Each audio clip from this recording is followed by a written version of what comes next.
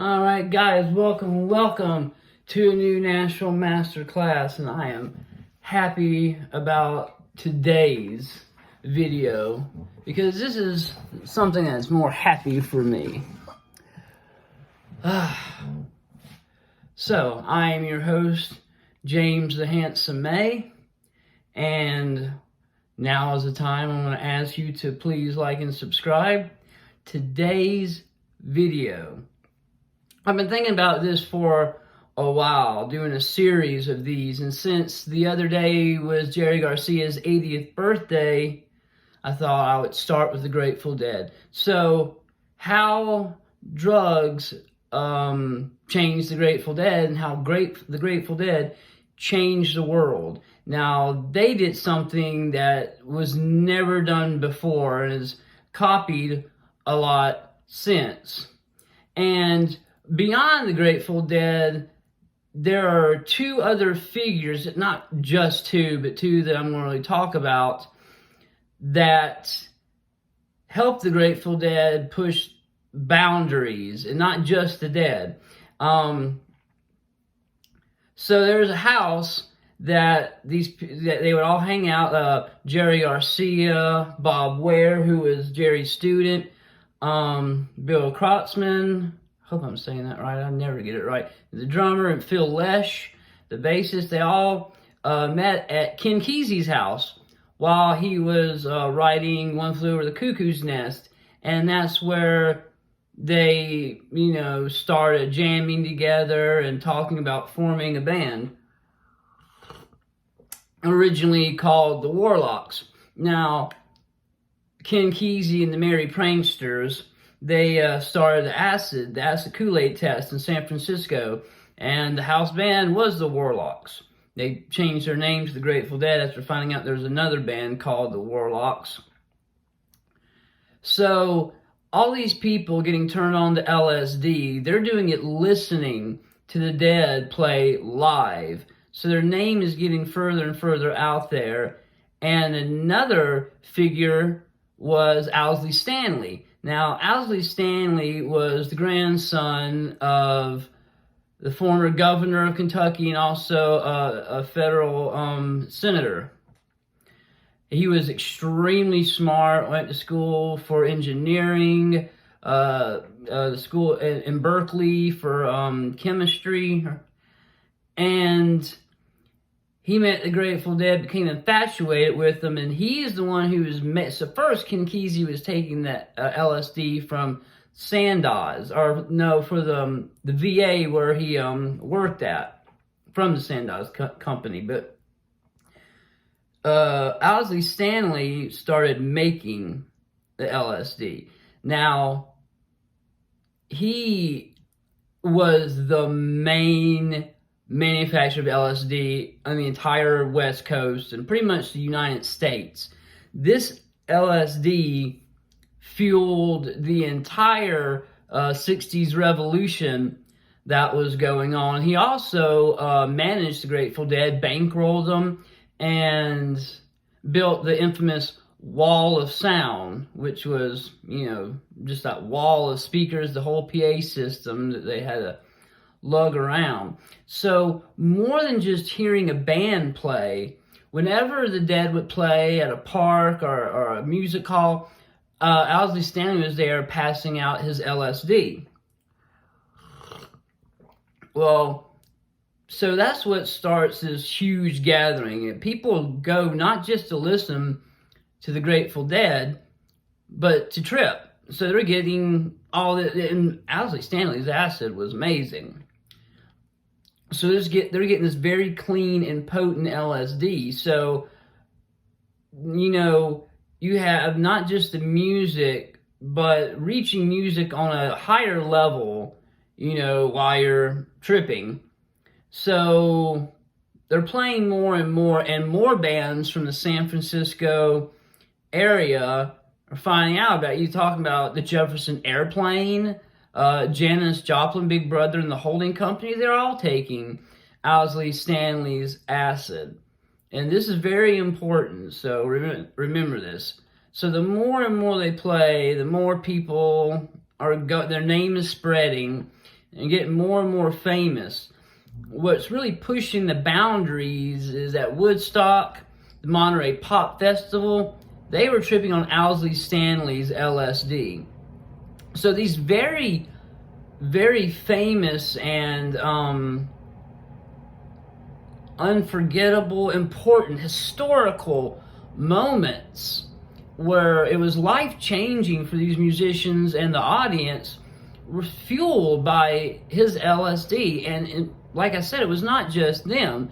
The more famous they got, the more they hung out with other huge bands, like the Rolling Stones all took Owsley Stanley's acid. During the Magical Mystery Tour, Owsley Stanley provided the LSD to the Beatles. John Lennon tried to get a lifetime supply of his acid by sending it in a camera case. It didn't make it. But that's how much they loved it. At Jimi Hendrix taking his LSD. So what I'm saying is when the Grateful Dead came to play, people also knew they were going to get this acid, and these bands, Hendrix, the Byrds, Crosby, Stills and Nash, Jefferson Airplane, the Doors, the Beatles, the Rolling Stones, they would have still been famous, but they would not have had the same punch. The changes that they went through and the ground they broke in music would not have been accomplished if Owsley Stanley was there providing this very clean and very potent LSD. And these historical moments wouldn't have felt so historical. There's a lot of, festivals and, bands playing, but people remember this because it was life-changing for the audiences that were watching these musicians. So the musicians are on LSD, the audience is on LSD, and when you put music in the middle, you are going to have something that really binds you, right, to the artist, to the audience, and it becomes a different experience. Now, I don't know where I was going with this, but I'm going somewhere. The LSD is not the only drug, of course, that is fueling these parties. Now, as time goes on, there's alcohol consumption, Janus, the Grateful Dead, the original lineup, Jerry Garcia, Bob Ware, Phil Lesh, Bill Krautzman,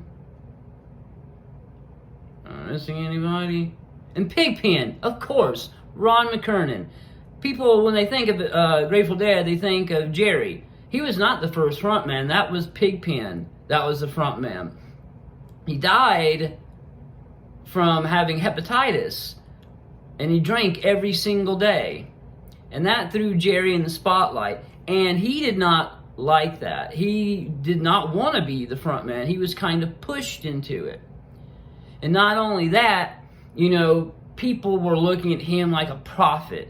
What they call spinners. When you go to Grateful Dead, there's these people that just spin around looking at nothing. Jerry was not a prophet. He was not a god. He was a great guitar player that brought a different feel. Now, what was so special about the Grateful Dead besides drugs? Their ability to play improv. If you don't know the Grateful Dead, their songs sound different every single show. They never play a song the same way twice.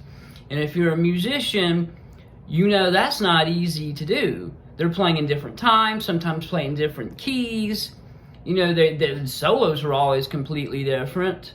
So you had to be damn good at your instrument, no matter who it was.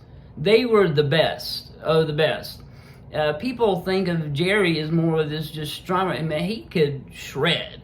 Like really, really shred. He was amazing. So, and also beyond that, now you're getting this actual culture of personality. And these people, they're following the Dead. Now this is what makes things different. So these people are following, going from show to show. This was unheard of. This had never happened in history. People following this band everywhere they went. No, this just did not happen. And the drugs they took were pushed past the concerts into their daily life, taking it back to whatever town they're from, and word of mouth telling other people about this amazing experience, and more people. And like I said, because of the Grateful Dead and the people behind it, Ken Kesey and Owsley Stanley, they're changing the world. The music, you may not like the Grateful Dead, and that's fine. But if you like any of those other bands, they would not have the same punch. The music would not be the same if it wasn't for Owsley Stanley and the Grateful Dead. It just would not. Could you imagine Hendrix without acid, the Doors without acid, Janis without acid, the Beatles, the Rolling Stones? You can't. It's all intertwined. And so this is how they're starting to change the world. But this is catching up to Jerry. It's a lot of pressure. And like so many musicians, before and after, the weight of it all is making Jerry become an addict. Heroin. It's how he deals with it. Jerry once said that when you're clean, you got all these problems, bills, your wife wants to leave you, blah, blah, blah. But when you're on heroin, all your problems are in one little package of heroin. That's just it. That's the only thing you need to worry about. If you have your heroin, everything else is gravy, man. Right? So I think most of us have been there. Also, I want to put this out. Some people comment saying you shouldn't say things that glorified. I'm not glorifying anything. And also, this channel is not just about getting off drugs. This is about the entire culture of drugs. Now, there are people that use drugs that don't abuse drugs. There's plenty of people that do drugs that don't become addicts. So, this channel envelopes the entire culture, everything that drugs bring to the table and cause. And also, don't tell me how to run my channel. So, the Grateful Dead's touring. They get another keyboardist to go through Donna and Keith. Godchild. I forgot. I know something happened to Keith. But they got Brent Midland, who also died of heroin. Phil Lesh, the bassist, amazing. People just think he was composing a 4-part symphony when he joined the Grateful Dead. Never even played a bass before. One of the most amazing bass players ever. He became an alcoholic. All of them were doing cocaine as well. So, and that also changed the way Deadheads were doing. So, Jimi Hendrix is doing heroin, barbiturates. Janis, she had always been an alcoholic, doing acid, but never into heroin. It really surprised a lot of people, especially in the band The Grateful Dead, when Janis died, because they didn't know her as a heroin addict. The song I was playing at the beginning, Bird Song, was written for Janis after she died. So, this whole culture of drugs, people just thought that these bands played in the 60s and people just start taking acid. No. The Grateful Dead and the people behind the Grateful Dead are what really fueled the drug revolution of the 60s. If it hadn't have been for the Grateful Dead, none of the artists else that I mentioned, and hundreds others that I can't even get to, their music would not have been the same. The Allman Brothers, great. If you love the Allman Brothers, you gotta love the Grateful Dead. They would jam together all the time. Those were probably the two of the greatest jam bands ever. People don't think of the Allman Brothers as a jam band, but they were a jam band. I mean, they jammed. The songs may have sounded the same, but I know Dwayne and Dickie Betts, their solos were different a lot. I know quite a few solos to Blue Sky. You know, there's different ones I've heard, so different ones I play. And drugs, alcohol are fueling this whole revolution of people. This really blossomed with the Grateful Dead. So they are changing the world, not just with their music, not just with their audience following them around, not just with tape. You know, they were the first ones, Owsley Stanley would put the tape right in the PA system and tape them. And you were allowed to tape their live shows. Record companies thought this would put your profits down, but this is what really pushed them into superstardom. Is there's so many versions of so many songs. They made no money off of it, per se, you know, directly. But because of that, they were pushed from playing in dance halls to stadiums. So as time goes by, addictions get worse. In the 80s, I know Jerry got off for a while, went on the methadone clinic. Phil got married, stopped drinking alcohol. And the band's pretty much not taking LSD like they were. You know, their audience was still not, other drugs were creeping in. These festivals, Dead shows I've been to, there you can find heroin. People are doing coke left and right. You can find anybody to cut you a line, go into the bathroom. All sorts of drugs are there, and it becomes an integral part. When Jerry died, what happened was they were at Soldier Field, Chicago. And as he was leaving, the last thing he said was always a hoot.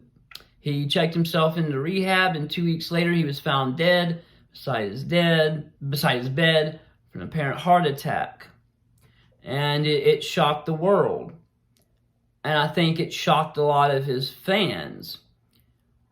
And I think a lot of deadheads that got on hard drugs took a second look at their life when Jerry died. And I think a lot of people got clean. And this is another way he's changing the world.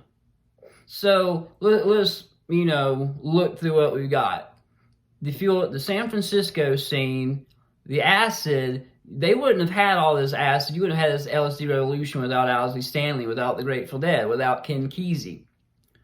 You wouldn't have the Beatles, the Rolling Stones, Hendrix, Joplin.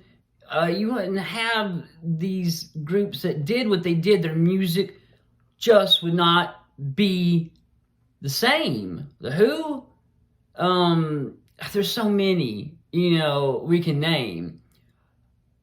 But you would not, even if, like I said, even if you don't like the Grateful Dead, they definitely pushed a scene. There's a lot of bands that don't have anything to do with the Grateful Dead. Like one of my favorite bands, Tool. But I guarantee you, if it hadn't been for the Grateful Dead and this acid revolution, you wouldn't have Grateful Dead the way it was. Alex Gray, everybody knows my tattoos are Alex Gray. That's Alex Gray. I have a signed poster, autograph poster by him and Maynard Keenan. You wouldn't have Alex Gray's artwork because there wouldn't have been this LSD revolution. There wouldn't have been LSD available. It would have been a forgotten drug or just left, to the pharmacies and the pharmaceutical companies to make. So it's changed everything around you, even today. Their music still prevails. You have Dead and Company, the surviving members, Phil Lesh and friends, and you still have deadheads by the millions, not just in America, but in, Europe, all around the world, there's deadheads. But if there is one band that really embodies Americana, the American spirit, I think it's the Grateful Dead. And their contribution to music as a whole, not just their music, but all across the spectrum, today through everything, their music, what they did, the drugs they took, the way that it influenced their musical ability, they really pushed the limits.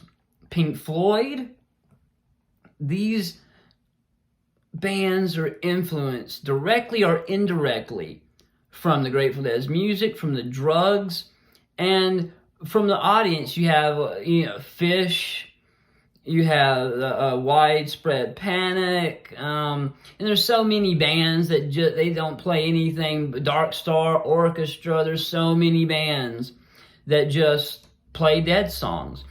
And if you want to learn Grateful Dead, some great channels are Stitch Pick Method, Toby and Davey, and the one I like the best is Weeping Willow. This guy actually, I talked to him a little bit on his channel. He has got some of these obscure solos, not just the Grateful Dead, Allman Brothers, and he's really amazing. He will show you note for note how to play all these different kinds of solos. There's one other guy I know, I'm going to put him up on the screen because I'll remember him while I'm editing. But, like I said, it's beyond the music of just them. It's how they influenced all these other artists. And these other artists influenced you and me. And that's how the Grateful Dead changed the world. How drugs changed them, they changed the world. And it just keeps going. I'm not sure who I'll do next. I might do the Beatles, I might do the Doors, I might do Tool. If there's any band you want me to go on, Hendrix, just let me know in the comments, and we'll go over exactly the mechanism of their music, their lifestyle, how drugs changed them, and how they, in turn, changed the world. I hope you guys have a good one. Thank you.